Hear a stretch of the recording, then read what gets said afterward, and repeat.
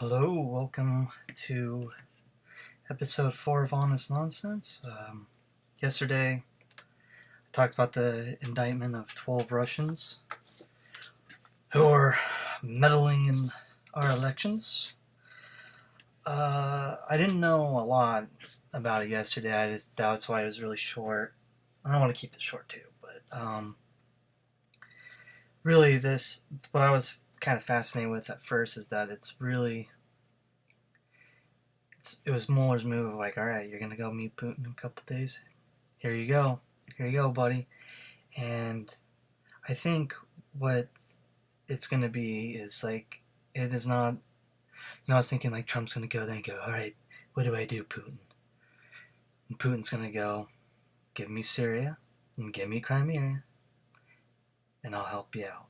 And so really whatever they're going to talk about, whatever deals and negotiations they're going to make, it's really between Robert Mueller and Putin.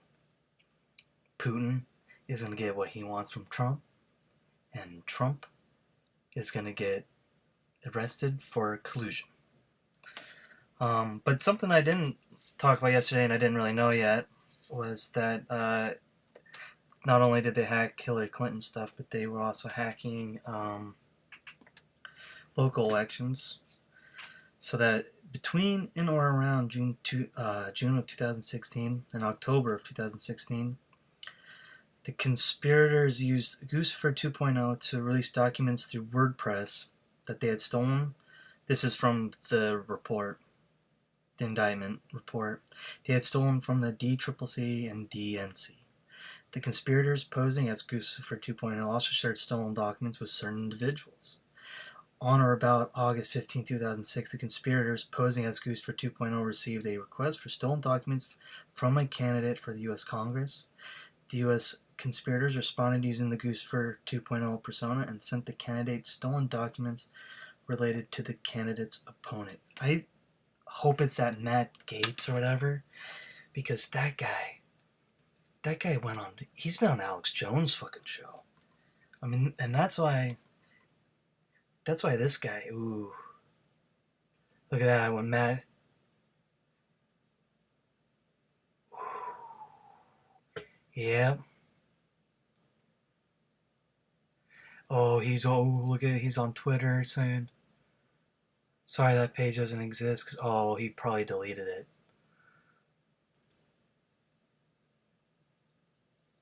George Pappas. Oh, it wasn't Matt Gaetz. I don't know though, man. He's been on he's in that whole deep state thing. The FBI is a deep state. It's a deep state, I'm telling you. God, fucking wands. Actually though, really, honestly, the report was pretty good. Defendant Viktor Bozovich Nezhevsko.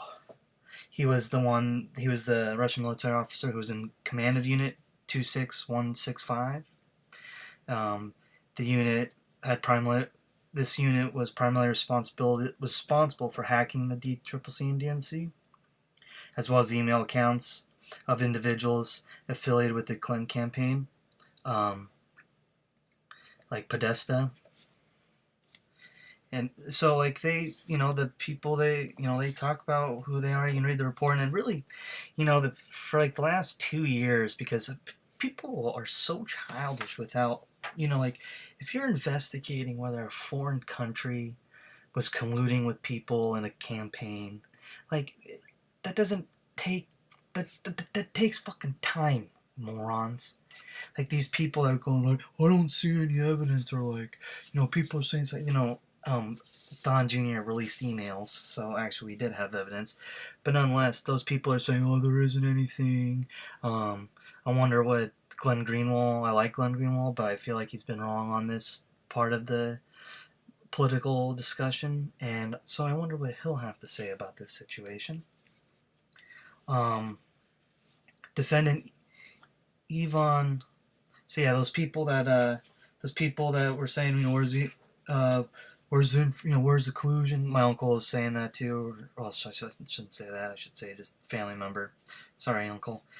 He was saying, it was before he was like, why haven't they done anything yet? And it's like, it's like the shit takes time. It takes time, and now you gotta eat your fucking words. But you know what? The reality is that you'll always, and I'll talk about this a little bit later. It's never, it won't matter. It won't matter. You can bring up any evidence. It's deep state. You could have a picture of Donald Trump sucking Putin's dick, and it would be still like, oh, it's just made by the deep state. It was just made by the deep state. So defendant Ivan Zerzovich Yermakov was a Russian military officer assigned to the department within the 26165, and he helped release documents through DC leaks. In or around May of 2016, Yermakov participated in hacking the DNC email server and stealing DNC emails that were later released through Organization 1. On or about July 6, 2016, Organization 1 added, "If you have anything Hillary related, we want in the next 2 days, preferable because the DNC is approaching and she will solidify Bernie's supporters behind her after. The conspirators responded, okay, I see. Organization 1 said, we think Trump has only a 25% chance of winning against Hillary, so conflict between Bernie and Hillary is interesting." Charges, and here's an article, title of an article, charges against 12 Russian spies undermine Julian Assange email denials. He has denied that,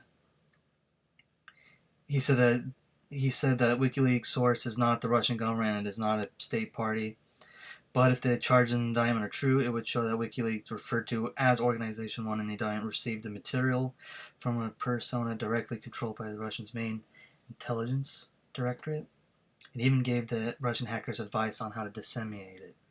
So if that's true, if he's the one writing, so conflict between Bernie and Hillary is interesting, like, dude, you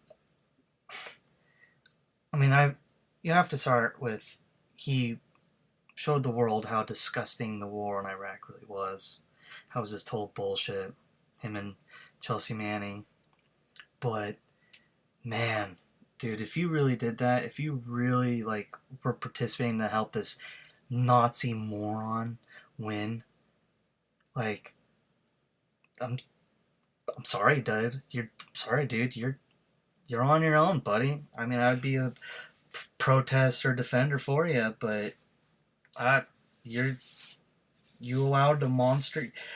It's more, the fascism and the racism in this country. It's like it was in a wine bottle and it was corked, and you were one of the people that helped uncork that, dude.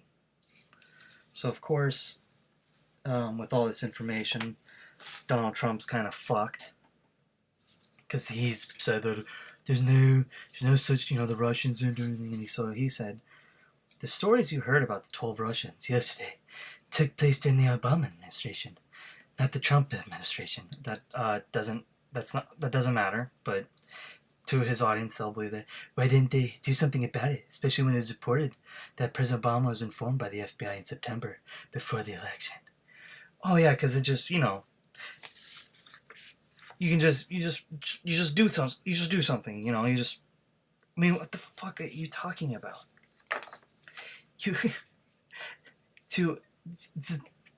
We know the Russians are hacking. We have to get our computers better. It's not like you can just do something in 2 days, you fucking moron. But it's like, and then he said again,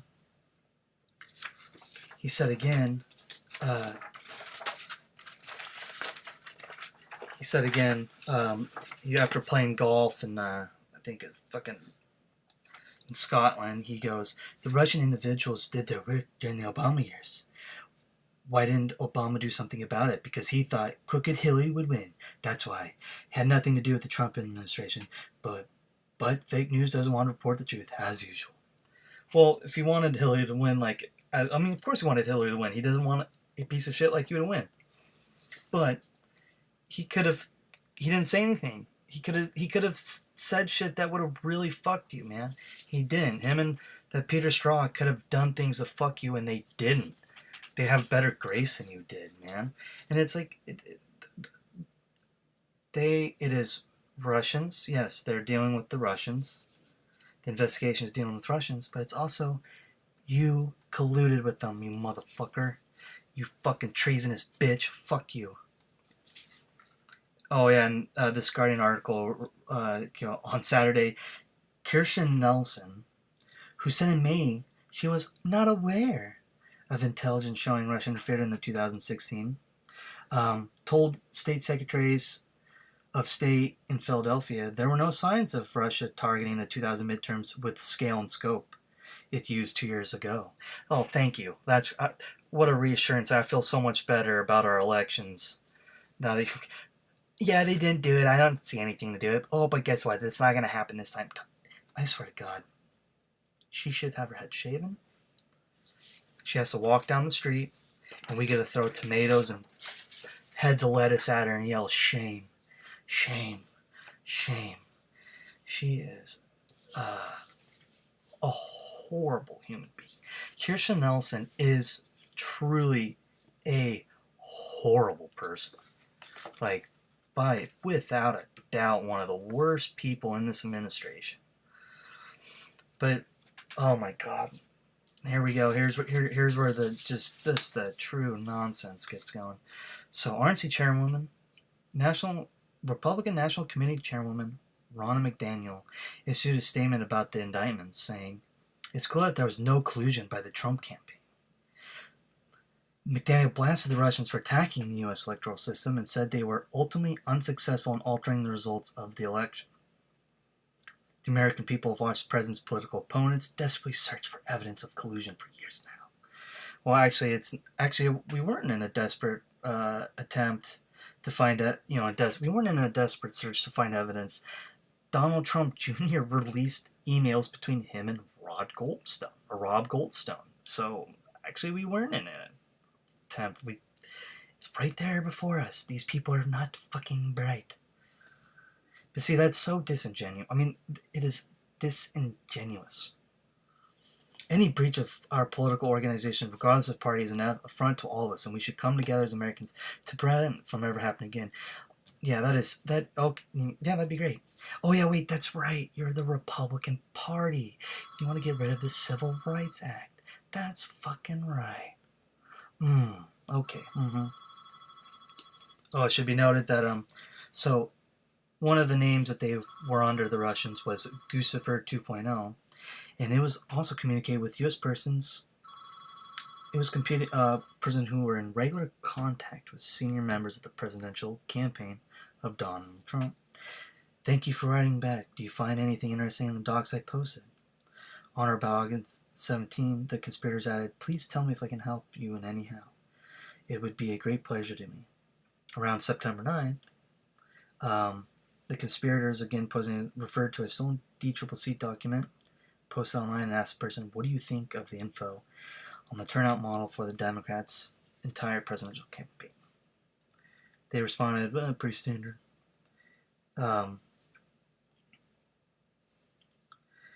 The conspirators conducted operations as Goose for 2.0 and DC leaks using overlapping computer infrastructure and financing. For example, between on or about March 14th of 2016 and April 28th, 2016, the conspirators used the same pool of Bitcoin funds to purchase a virtual private network, account at least a server in Malaysia. In around June, the conspirators used the Malaysian server to host the DCleaks.com website. Oh my God. The conspirators opened that VPN, or the conspirators used the VPN to log into the Goosefer_2 Twitter account. The conspirators opened that VPN account from the same server that was used to register malicious domains for the hacking of the DCCC and DNC. The top one, ignore that part. I thought there's still the Goosefer person talking to senior members, who regular contact with senior members. Pretty sure that's going to be Roger Stone. Pretty sure that's Roger Stone. Well, I mean, he made threats about Podesta on Twitter. I can't remember the exact tweets. Let me look that up.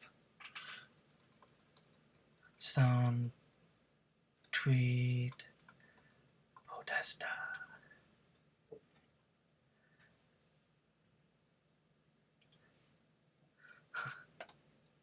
Stone, here's a what? Yeah, Stone foreshadows Podesta email dump.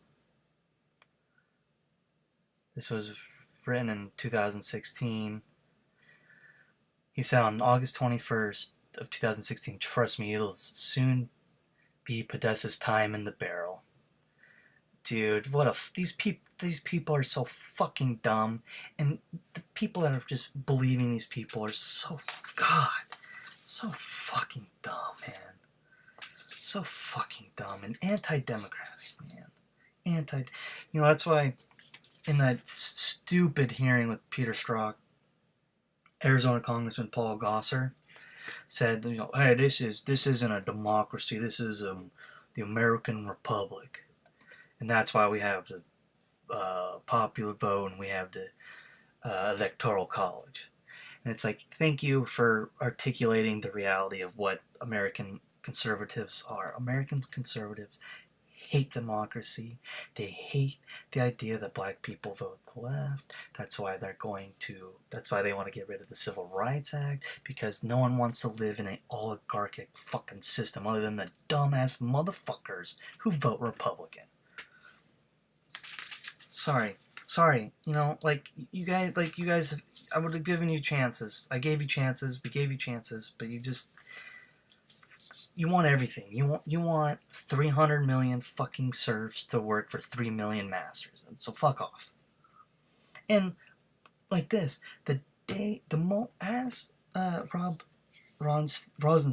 Rob Rosenstein, or Rod, God, I always get Rod Rosenstein. I hate that name. It's kind of hard to say for me.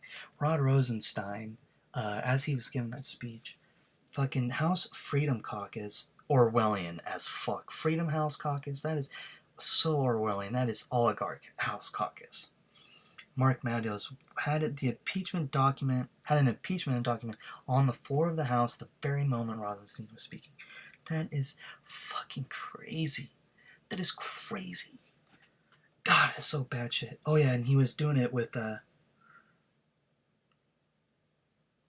Jim Jordan is looking to build Republican support now. Oh, that's great. That guy, that motherfucker, that conspiracy nutcase moron.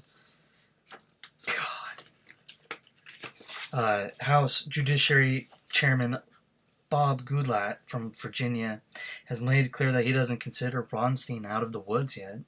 Rosenstein, who has an oversight, this is him, quote, Rosenstein, who has oversight over the FBI and of the Mueller investigation, is where the buck stops. Congress has been blocked today from conducting its constitutional oversight duty. No, it's just you guys want Trump. Like, you guys are just dick suckers of Trump. And I will end today with Hannah Arendt, The Origins of Totalitarianism.